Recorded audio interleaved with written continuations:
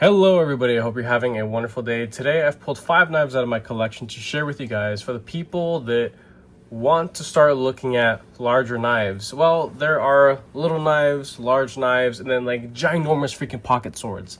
Well, this is just for the large knives. Most people would even consider these to be full-size plus knives. So everything here has at least 3.5 inches of usable blade length.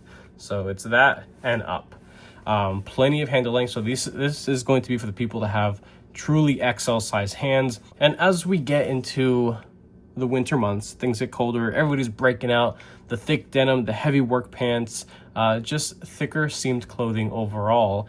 And it's always nice to have something on the larger side. And not everybody cares to have something in heavy metal or titanium because it's pretty cold and that may be a little uncomfortable for some people. So a lot of these are going to be G10 or micarta. This here is a half and half with titanium and carbon fiber there, but we'll get to that in the end. So starting off here, the Sencut Glidestrike. This knife could be had for about $40 to $45. I'll link it down on Amazon. Hopefully all 3 variations are available. Blade in 9CR 18 MOV, a good blade material for the price. You're getting Sencut's incredible fit and finish for the price.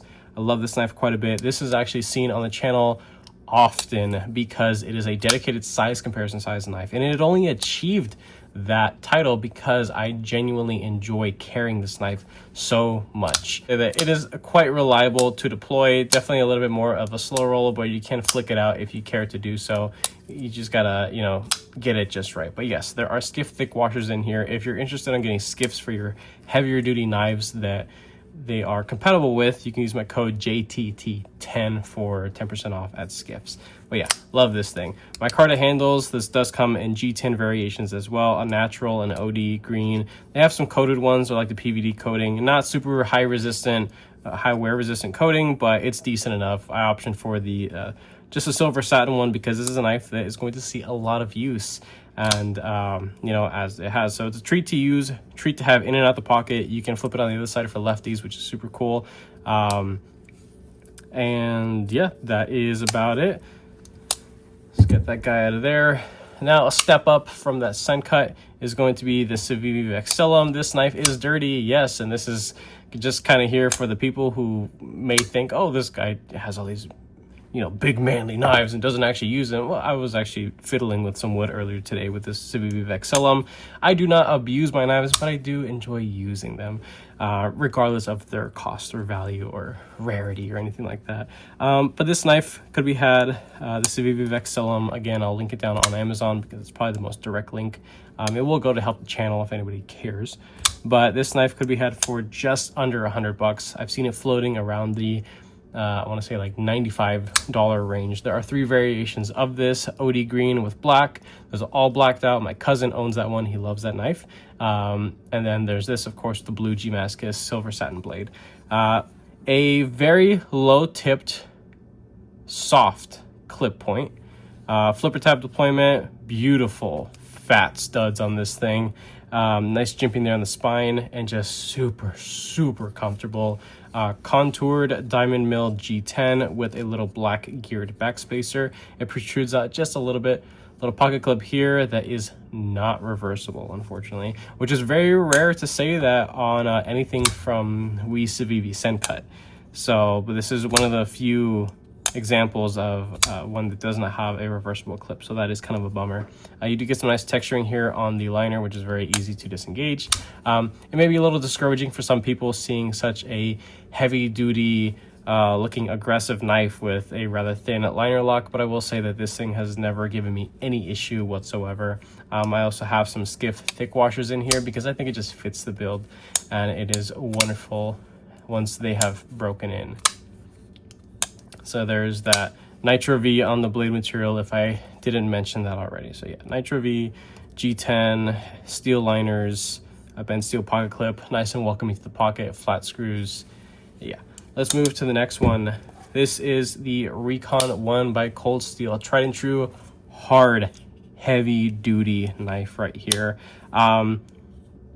The price on this is usually just at $100. I've seen it for $10 less and $15 over. So it's just kind of all over the place with this one. I will also link down on Amazon because that's actually where I purchased this from.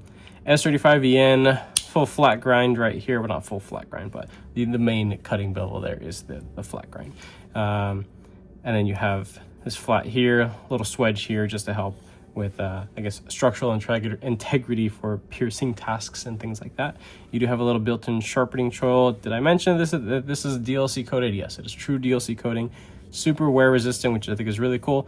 I do think it's a little odd that it is on this, range of knife. I don't really think it's necessary, but it does add to a cool, full blacked out kind of look here. Nice heavy duty G10 scales. No, these are not FRN like a lot of things from Coldsteel. These are full thickness G10, no steel liners or nothing. Wow, this thing melts in hand. Holy shit, I love how this thing feels in hand. It is so good. Really the only thing missing for me is a little bit jimping here on the spine. It would have been just a cherry on top and a better designed pocket clip. Pocket clip is very short and stout, and it's not deep carry, but it works fine. You got to bend it out a little bit and just kind of tune it to your own personal liking. But yeah, what a freaking knife right here for about $100. This is a good one for sure here with the triad lock. Once it breaks in eventually, and you can tune that triad lock a little bit, you can take 2 pliers and bend the tension bar that's on the inside. You got to disassemble it, of course. So if you're not comfortable with disassembling your knives, then don't do it. Next here, my latest and greatest pickup is the Spyderco Native Chief. Now, I said that I was not gonna modify it, and I wanted to leave it in its raw state so that when I do a review, I can review it based off of that. But I'm not gonna spend too much time with this because this is very reminiscent of my Native 5, which is basically the shrunken down version of this. And it's incredible. This is a wonderful knife. It did come with a handful of little issues, fit and finish issues that I think were more of a personal gripe, but that's just me. So, but about this knife, the Native Chief comes in a lightweight variation, which are significantly more affordable. This would be technically a full thickness variation represented here in the Crew Carta, and is crew wear blade, so a naked crew wear blade, not DLC coated or nothing, just satin. You do need to take care because it is a higher grade tool steel, I suppose, and so it can corrode. I have yet to see any sort of major patina on this. I did carry this out and about on the day that it poured rain out here. Yeah, and nothing happened to it, which is great. Micarta, this was originally natural micarta. I've gone ahead and just done some more fine-tuning finishing work to the steel components on the inside and here on the spine, as well as done a RIT dye job on the scales. So this has seen a good bit of time and wear in the pocket, and as you can see, it is very easy to flick and manipulate, even if it is just a simple back lock. You can see how buttery smooth this thing has become in just a week's worth of time as this thing comes down. But yeah, super smooth as it comes down. Perfectly centered. You have a little bit of play there, but as it sits, it is essentially perfectly centered. When it is locked up, there is essentially no side to side, just a tiniest bit of up and down, but that's kind of common with Spyderco backlocks at least. This knife could be had. This particular variation is about $230 to almost $240. There are a couple of people that have discounts and stuff kind of floating around. I got mine on a little sale utilizing someone else's discount code, or I think it was like a website code because it was like the first time I bought something from that website. So you just have to kind of look around. But a general range for the Native Chief, that's kind of hard to say because Spyderco Specialty is coming out with a butt ton of different specialty sprint run super steel variations, and this one being a crew wear. There are more affordable ones like the CTS BD1 and whatever kind of like ultra budgety blade material. Those I can't say are more than maybe like $160. And then the probably the most expensive one, the Native Chief I've ever seen, was probably like the 15V triple B collaboration with the medium textured brown G10, and I think that actually had like a stonewash finish, a very beautiful stonewash finish that Spyderco was able to achieve. That thing was probably like 260, something like that. Yes, it is an expensive knife, but it is made in the US in Golden, Colorado, on Earth, if you can believe it or not. So that's pretty cool. Yes, native chief, definitely a lot of blade here. Very slim and slender, quite pokey. Very delicate, dainty tip there. I wouldn't be doing any sort of prying or stabbing by any means, any sort of lateral torquing on this. Not twerking, I said torquing. And yeah. So last one here is going to be one that's been on, in my collection for a little bit now. One that I was just fawning over for a very long time, ever since it came out, and I just could never justify it at the time. But the Keen 2 by Bestech knives. This is, wow, an expensive knife, but there is quite a bit going on here. This is a lot of knife, and a lot of premium knife. You do have S35EN dual tone blade, a straight clip. That doesn't actually scoop up, it's actually straight, but the tip is actually higher than in line with the pivot, so it's a little bit up there. Good bit of belly, nice bit of straight, and you do have this little resting spot underneath this faux finger guard right here, kind of built into the overall design. You can rest on there a little bit if you want, but I do not recommend it. You have deployment of studs. Those studs are quite aggressive in my opinion, but you do have this little fuller, elongated pill-shaped fuller on each side that you can get to. As you can see, this thing is stupid butter smooth because it is running on cage ceramic bearings. These are still the bearings from the factory. I have yet to put skiffs in here. Realistically, I can't say the skiffs are going to do much more of a difference because this knife has been running on these bearings for quite some time, and they've essentially just broken it at this point. So nice, beautiful carbon fiber here. No milling on the carbon fiber side, but you do have a little bit of effort of weight relieving on the tie side here.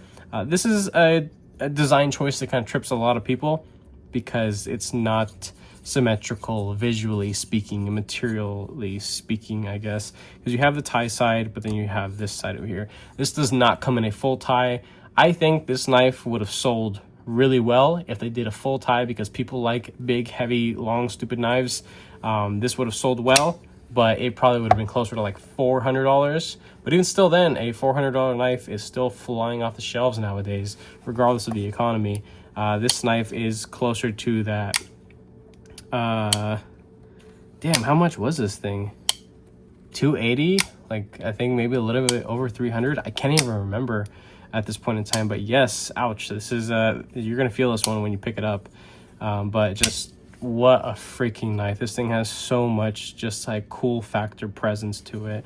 Good stock thickness on this. You do have a good bit of strength out to that tip. I would still refrain from doing any sort of lateral torquing on this thing. Tiny little backspacer here. I really wish that it would have crept up a little bit, but they would have had to implement some sort of pin structure thing going on there.